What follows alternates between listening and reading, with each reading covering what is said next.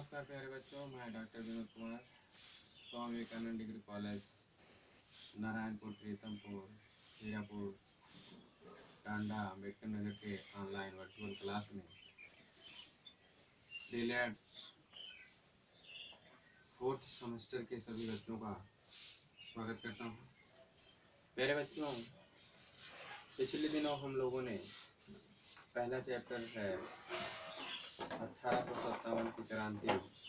1857 की क्रांति के बारे में हम लोगों ने उसकी कुछ समरी पढ़ा था, और लेकिन आज उसके जो रीजन्स हैं उसके बारे में अध्ययन करेंगे। प्यारे बच्चों, 1857 की जो क्रांति हुई 16वीं शताब्दी से लेकर के 19वीं शताब्दी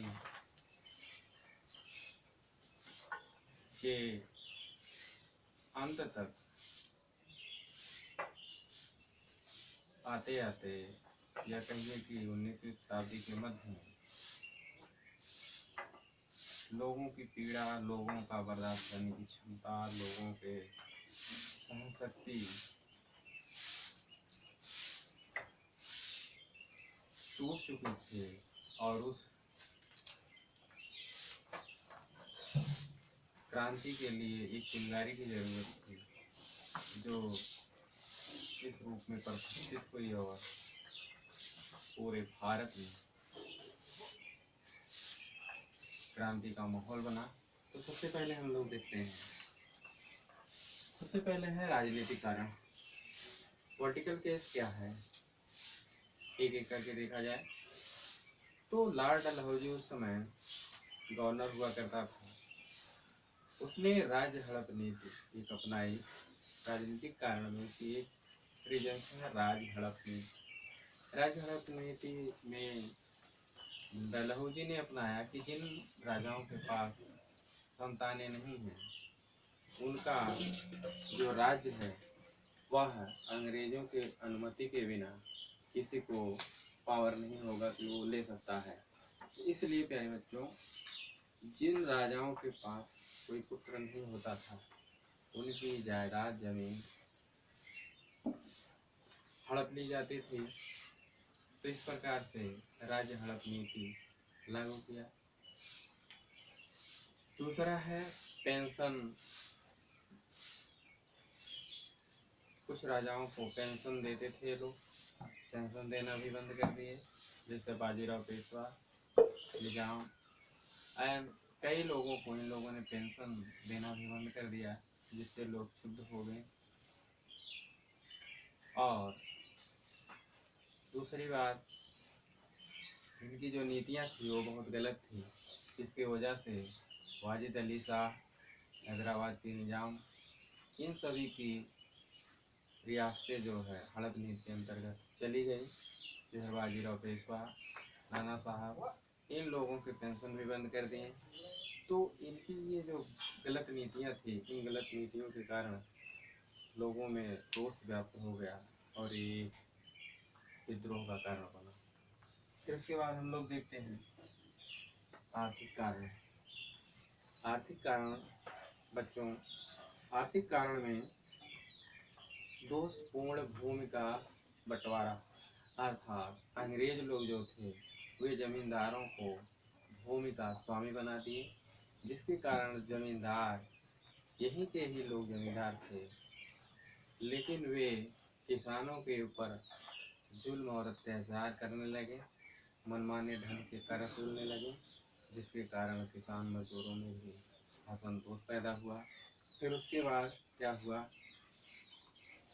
बेरोजगारी बेरोजगारी बढ़ने लगी, क्योंकि अंग्रेज लोग जो थे जब बाहर से माल आने लगा, अधिक से अधिक माल आने लगा मार्केट में, तो यहाँ के जो कुटीर उद्योग थे, छोटे मोटे मझोले उद्योग थे, ये धीरे धीरे बंद होने लगे, क्योंकि ये लोग सस्ते दामों पर, क्योंकि उनके यहाँ बड़ा उत्पादन होता था, मार्केट में ला करके उसको बेचने लगे, जिसके कारण यहाँ के देसी जो घरेलू उद्योग थे धीरे धीरे बंद होने लगे। ये भी एक असंतोष का कारण बना। फिर उसके बाद हम लोग देखते हैं धार्मिक कारण। धार्मिक, भारत एक धर्म प्रधान देश है, यहाँ लोगों की अपने अपने धर्म की मान्यताएं हैं। अगर उनके धर्म में कोई दखल अंदाजी करता है तो लोग उसके खिलाफ खड़े हो जाते हैं। तो इस प्रकार से अंग्रेज़ों ने यहाँ के धार्मिक क्षेत्रों में भी दखल अंदाजी करने का काम किया। धार्मिक क्षेत्र का मतलब हुआ कि अंग्रेज जो थे वे ईसाई मिशनरियों का प्रचार प्रसार करते थे, और जो लोग ईसाई धर्म को अपना लेते थे उनको उच्च पद देते थे, उनको सुविधा देते थे। इस प्रकार से हिंदू धर्म के लोगों को वे लोग प्रोत्साहन देने के बजाय उसे नीचा दिखाने का काम करते थे। तो इस प्रकार से प्यारे बच्चों, ईसाई धर्म का जब प्रचार प्रसार होने लगा तो भी बहुत से हिंदू जो है ईसाई धर्म अपनाने लगे। इस प्रकार से ये भी एक असंतोष का कारण रहा। अगला कारण है जातिवाद की उपेक्षा। जब अंग्रेजों ने रेलवे बनाया, ट्रैक रेलवे चलने लगी, तो उस रेलवे में एक साथ में बहुत से लोग बैठ के यात्रा करते थे, जो कि हिंदू धर्म उस समय जातिवाद, छुआछूत, आडंबरवाद से ओतप्रोत था, जिसके कारण वो यह समझता था कि सभी जाति के लोग अगर एक साथ बैठ के जाते हैं तो हिंदू धर्म के खिलाफ है। ये भी उनका एक असंतोष का कारण बना धार्मिक रूप से। फिर अगला कारण बना धार्मिक रूप से ये जो चर्बी युक्त कारतूसें थीं। प्यारे बच्चों, ये तो सबसे बड़ा रीज़न दिखाया जाता है कि जो हमारे सिपाही थे, जब उनको ये पता चला कि जो हम लोग राइफल में लगाई जाने वाली कारतूसें होती हैं उसके ऊपर सूअर और गाय की चर्बी लगे होते हैं, तो इस प्रकार से हिंदू और मुस्लिम दोनों धर्मों के लोग इसे अपने धर्म का अपमान समझा, जिसके कारण विद्रोह किया। ये भी एक बहुत बड़ा कारण बनता है। तो इस प्रकार से फिर गोद निषेध नीति लागू किया। जैसा कि हिंदू धर्म में परंपरा है कि अगर उसके पास कोई पुत्र नहीं होता है तो वह अपने सगे संबंधी या नात पात रिश्तेदार के बच्चों को भी लेकर के अपने वंश को आगे बढ़ाने का काम करता है। लेकिन लॉर्ड डलहौजी की हड़प नीति के द्वारा ये निषेध कर दिया गया कि कोई संतानहीन राजा किसी को गोद नहीं ले सकता बिना अंग्रेजों की अनुमति के। इस प्रकार से आपको जैसे पहले बताया गया कि अवध के वाजिद अली शाह, हैदराबाद के निजाम, अन्य राजाओं की जागीरें इन लोगों ने बड़ी आसानी से चतुराई से हड़प लिया। तो ये गोद निषेध जो कि हिंदू धर्म के हिसाब से एक बहुत बड़ा कष्टकारी कारण बना राजाओं के मन में। अगला है सामाजिक कारण। सामाजिक कारण में प्यारे बच्चों, भारतीयों के साथ अपमानजनक व्यवहार होता था, अर्थात भारतीय जो लोग थे इनके साथ हमेशा अंग्रेज जो असमानता के व्यवहार रखते थे, क्योंकि भारतीयों के लिए हमेशा जब भी मौका पाते थे अपमानजनक शब्दों का प्रयोग करते थे। तुम लोग गुलाम हो, तुम लोग नीच हो, तुम लोग, मतलब नाना प्रकार के शब्दों का प्रयोग कर देते थे। इस प्रकार से हमारे भारतीय जो सैनिक होते थे इनके मन में कुंठा होती थी, और अवसर पाने के बाद यही सैनिक विद्रोह का कारण बनते हैं। फिर अगला रीजन है ये लोग सती प्रथा पर रोक लगा रही है। भारत में सती प्रथा लागू था, सती प्रथा निषेध लागू करके इन लोगों ने भारतीय लोगों के मन में एक असंतोष पैदा किया सती प्रथा का अंत करके। वैसे प्यारे बच्चों, सती प्रथा अगर देखा जाए तो एक हिसाब से उन लोगों ने जो अंत किया वो बहुत अच्छा था, लेकिन धार्मिक हिंदू धर्म में जो उच्च वर्गीय लोग थे इनकी राजे रजवाड़ों का जब लड़ाई में मृत्यु होती थी तो उनकी पत्नियां भी उनके साथ सती हो जाती थी।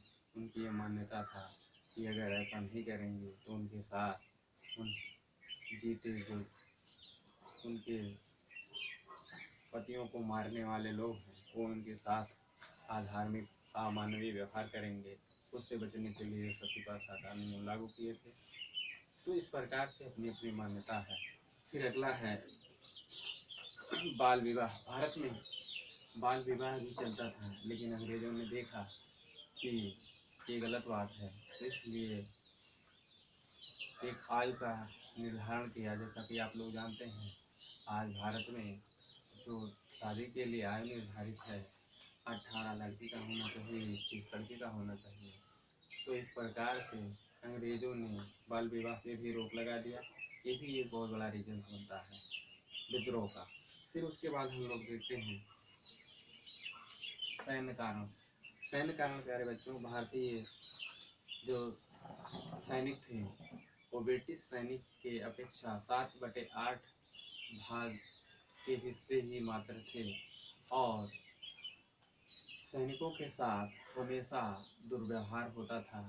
न तो इन्हें उच्च पद दिया जाता था, न इन्हें सम्मान दिया जाता था, बल्कि इनके लिए निम्न पद ही रखे जाते थे। इन्हें अवसर नहीं दिया जाता था, इनके वेतन भत्ते कम होते थे, इनकी तनख्वाहें कम होती थी, और समय समय पर इन्हें नौकरी से निकालने का भी काम अंग्रेज लोग करते थे। तो इस प्रकार से ये बहुत बड़ा एक रीजन, एक बहुत बड़ा असंतोष का कारण बना 1857 की क्रांति का। फिर हम लोग आगे देखते हैं तात्कालिक कारण। तात्कालिक कारण प्यारे बच्चों, जब कोई भी अधर्म, अत्याचार और अन्याय बर्दाश्त करने की एक सीमा होती है, और उसमें एक ज्वाला फटने वाला ही होता है, मात्र एक चिंगारी की ज़रूरत होती है। तो ऐसी ही चिंगारी 1857 को उठती है, जो बैरकपुर छावनी में मंगल पांडे नाम का एक सिपाही रहता था। जब उसको ये पता लगा कि हम लोग जिस कारतूस का प्रयोग करते हैं उस पर चर्बी युक्त, मतलब सूअर की चर्बी, गाय की चर्बी लगी होती है, जिसके कारण हिंदू और मुस्लिम धर्म के दोनों लोगों के मन में ये विचार आया कि ये तो हमारे धर्म के खिलाफ है, हमसे ज़बरदस्ती ऐसे कार्य किए करवाए जाते हैं। तो इसका विरोध मंगल पांडे ने सबसे पहले किया। तो उसे 8 अप्रैल के दिन 8 अप्रैल 1857 के दिन विद्रोह करने के जुल्म में उसे फांसी पे चढ़ा दिया जाता है। इसके बाद फिर ये बात जब पूरे भारत में एक ज्वाला की तरफ फैल जाती है, तो और भारत के जो सिपाही हैं उनके मन में भी ये बातें खोलने लगती हैं, जिसके कारण 24 अप्रैल 1857 को जो है मेरठ छावनी के सिपाहियों ने भी इसका पुरजोर विरोध किया, जिसके कारण अंग्रेजों ने उनके साथ अमानवीय व्यवहार किया तथा हथकड़ियाँ लगा के उनके गलियों में उनको, जिस क्षेत्र में रहते थे उनकी गलियों में उनको घुमाया हथकड़ी लगवा के। इसके बाद कुछ लोगों को फांसी दे दिया, कुछ लोगों को कड़ी यातनाएँ दी। इस प्रकार से फिर आगे सिलसिला बढ़ता रहा, और सैनिकों ने इसके खिलाफ विद्रोह किया, अपने बड़े अधिकारियों को जो है गोलियों से भूनने का काम किया प्यारे बच्चों। इसके बाद सारे सैनिक चलो दिल्ली की ओर का नारा दिया, और दिल्ली पे जा कर के कब्जा कर लिया, और वहाँ पर जा कर के अंत में जो है जा कर के अंत में उन लोगों ने जा कर के 1857 में अर्थात 9 मई के दिन बहादुर शाह जफर को अपना सम्राट घोषित किया।